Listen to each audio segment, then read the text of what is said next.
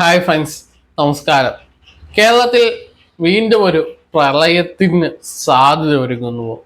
നമുക്കറിയാം, ഇന്നലെയും മെനങ്ങാന്നും ഒക്കെ ആയിട്ട് പെയ്ത മഴയിൽ എറണാകുളം, കോട്ടയം ജില്ലകൾ ഭാഗികമായി വെള്ളത്തിന് അടിയിലാവുന്ന ഒരു സ്ഥിതി നമ്മൾ കണ്ടു.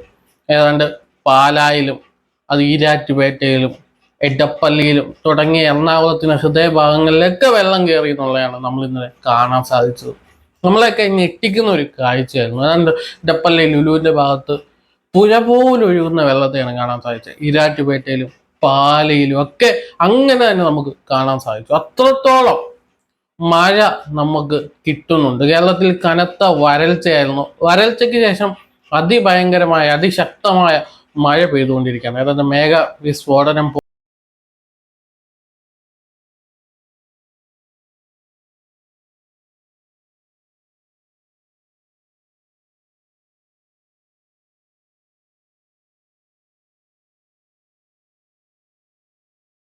ജില്ലയിലും ഒരുപാട് നദികളൊക്കെ കര കവിഞ്ഞൊഴുകുന്ന ഒരു സ്ഥിതി ഇന്നലെയും മെനങ്ങാന്നും ഒക്കെ ആയിട്ട് ഇന്നും ഇപ്പോൾ പല സ്ഥലത്തും നന്നായിട്ട് വെള്ളം കുത്തി ഒലിച്ചുകൊണ്ടിരിക്കുകയാണ്. കേരളം ഒരു പ്രളയ ഭീഷണിയിലാണ്, ഉരുൾപൊട്ടലിന്റെ ഭീഷണിയിലാണ്.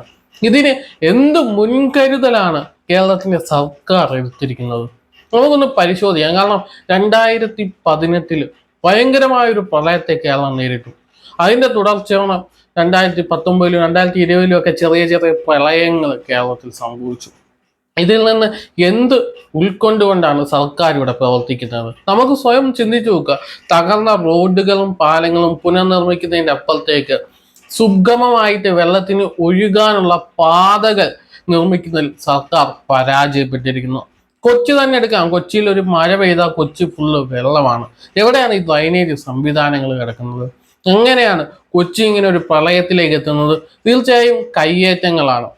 കൊച്ചിയിൽ സുഖമായി ഒഴുകിക്കൊണ്ടിരുന്ന പല പുഴകളും ഇന്ന് ഇല്ലാതായിരിക്കുന്നു. പല ജലസ്രോതസ്സുകളും നശിച്ചിരിക്കുന്നു. അതിന്റെ മുകളിലൊക്കെ കൂറ്റൻ കെട്ടിടങ്ങൾ വന്ന് നിരന്ന് നിൽക്കുകയാണ്. വെള്ളത്തിന് ഒഴുകിപ്പോകാൻ സ്ഥലമില്ല എന്ന് തന്നെ പറയാം. അതുകൊണ്ടാണ് കൊച്ചി നഗരത്തിൽ അതിഭീകരമായ വെള്ളക്കെട്ടുകൾ രൂപപ്പെടുന്നത്.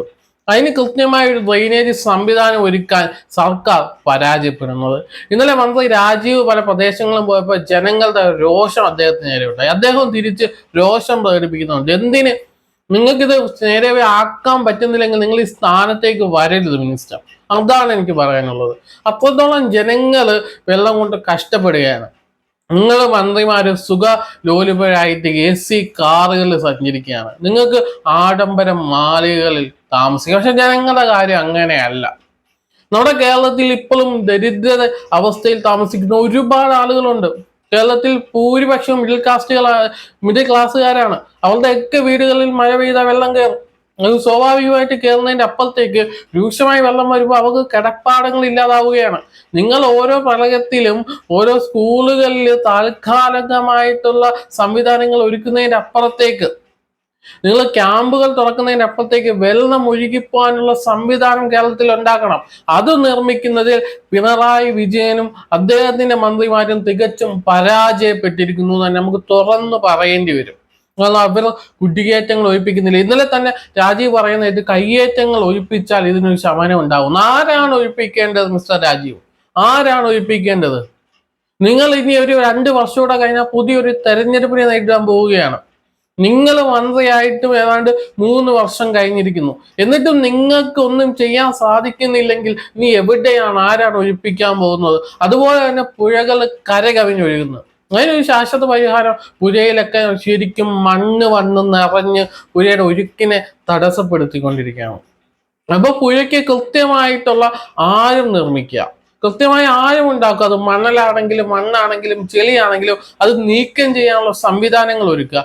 അതിൽ അഴിമതി കാണിക്കാതെ ചെയ്യുക. അപ്പോൾ മണലാണെങ്കിൽ സർക്കാരിന് തന്നെ പല നിർമ്മിതിക്കും ലക്ഷങ്ങൾ കൊടുത്ത് മണൽ വാങ്ങുന്നതിന് പകരം ആ മണലുകൾ സർക്കാർ സംവിധാനങ്ങളിൽ ഉപയോഗിക്കാൻ നിങ്ങൾക്ക് കഴിയില്ലേ? അതല്ലെങ്കിൽ ടെൻഡർ വിളിച്ച് പാസ് കൊടുത്ത് ആ മണല് സർക്കാരിന് വിൽക്കാൻ സാധിക്കില്ലേ?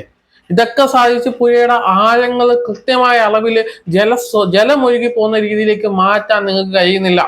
അതുപോലെ തന്നെ വെള്ളപ്പൊക്ക ഭീഷണിയുള്ള സ്ഥലങ്ങളിൽ കൃത്യമായ സംവിധാനങ്ങൾ ഒരുക്കി അവിടുത്തെ ജനങ്ങളെ സുരക്ഷിതരാക്കാൻ നിങ്ങൾക്ക് കഴിയുന്നില്ല. കൃത്യമായ ഇപ്പോൾ വേലിയേറ്റം പോലുള്ള സംവിധാനങ്ങൾ, കടൽ ഭിത്തികൾ നിർമ്മിക്കാൻ നിങ്ങൾക്ക് സാധിക്കുന്നില്ല. പലയിടത്തും നിങ്ങൾ അതീവ പരാജയമായിരിക്കുകയാണ്. ഇപ്പൊ കൊച്ചിയിൽ തന്നെ, കൊച്ചിയിലെ മിനിസ്റ്ററാണ് രാജീവ്, നമുക്കറിയാം. കൊച്ചിയിലെ വെള്ളക്കെട്ടിനും പോലും ഒരു പരിഹാരം കണ്ടെത്താൻ കഴിയാത്ത ഒരു മിനിസ്റ്റർ എങ്ങനെയാണ് കേരളത്തിന്റെ പല കാര്യങ്ങളിലും പരിഹാരം കണ്ടെത്താൻ ശ്രമിക്കുകയെന്ന് എനിക്കറിയില്ല. വെള്ളപ്പൊക്കം, ഉരുൾപൊട്ടൽ എന്ന് വെച്ചാൽ വലിയ നാശനഷ്ടങ്ങൾ, അത് ജീവനും സ്വത്തിനും എല്ലാം നാശം വിതച്ചുകൊണ്ടാണ് പോകുന്നത്. നമുക്കറിയാം, നമ്മുടെ കഴിഞ്ഞ വർഷവും നമ്മുടെ അടുത്ത് നമ്മൾ കണ്ടതാണ്. ഇന്ന് കാണുന്ന വീടുകൾ അതുപോലെ ഒരു മനുഷ്യൻ അവന്റെ ആയുസ്സിൽ പണിയുന്ന ഏറ്റവും വലിയ സംവിധാനം അല്ലെങ്കിൽ സമ്പാദ്യം മുഴുവൻ ഉപയോഗിച്ച് പണിയുന്നതായിരിക്കും ഒരു വീടെന്ന് പറയുന്നത്. അവന്റെ ഒരു ആയുസ്സിന്റെ സ്വപ്നമാണ്. അത് നിമിഷ നേരം കൊണ്ട് തകർന്നു പോകുന്നത് നമ്മൾ കാണുകയാണ്. ആ പ്രളയത്തിൽ നിന്ന് മനുഷ്യനെ രക്ഷിക്കാൻ വേണ്ടിയ സംവിധാനങ്ങൾ ഒരുക്കുന്നത് സർക്കാർ പൂർണ്ണമായും പരാജയപ്പെട്ടിരിക്കുന്നു നമുക്ക് മനസ്സിലാക്കാം ഇതിൽ നിന്ന്. ഇനിയെങ്കിലും ഉണർന്ന് പ്രവർത്തിക്കണം എന്ന് പറഞ്ഞുകൊണ്ട് ഈ വീഡിയോയെ കുറിച്ചുള്ള നിങ്ങളുടെ അഭിപ്രായം തീർച്ചയായും കമന്റായി രേഖപ്പെടുത്തുക. മറ്റൊരു വീഡിയോ കാണാം.